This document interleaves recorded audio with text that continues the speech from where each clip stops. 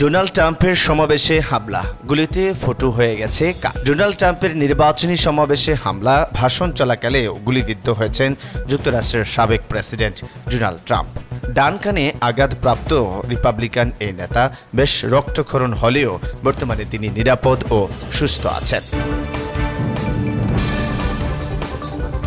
গাজার নিরাপদ অঞ্চলে ইসরায়েলি বিমান হামলা, নিহত বেড়ে ৯০। গাজার আল মাওয়াসিতে ইসরায়েলি হামলায় মৃতের সংখ্যা বেড়ে দাঁড়ালো ৯০ জনে, আহত ৩ শতাধিক। শনিবার নিরাপদ ঘোষিত এলাকাটিতে ভয়াবহ বিমান হামলা চালায় ইসরায়েলি বহর। ৫০ ফুট দূরে এক ভবন থেকে ট্রাম্পের দিকে গুলি ছোড়া হয়।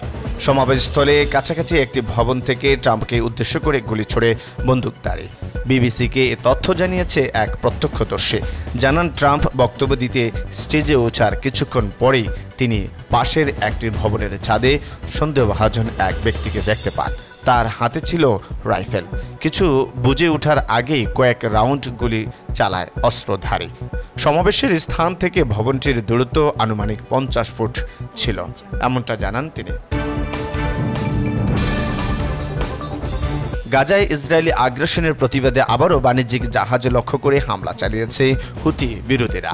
এক বিবৃতিতে এমন দাবি করেন ইরান সমর্থিত গোষ্ঠীটির মুখপাত্র ইয়াহিয়া সারে। বেশ কয়েকটি ব্যালিস্টিক মিসাইল ও ড্রোন দিয়ে লোহিত সাগর ও বাব এল মানদেব প্রণালীতে ২ দফায় চালানো হয়েছে এই হামলা। হামাসকে সন্ত্রাসী সংগঠন হিসেবে ঘোষণা দিয়েছে আর্জেন্টিনার। ফিলিস্তিনের স্বাধীনতাকামী সংগঠন হামাসকে কালো তালিকাভুক্ত করল আর্জেন্টিনা। দক্ষিণ আমেরিকার প্রথম দেশ হিসেবে হামাসকে সন্ত্রাসী সংগঠন আখ্যা দিয়েছে বুয়েন্স আয়ার্স।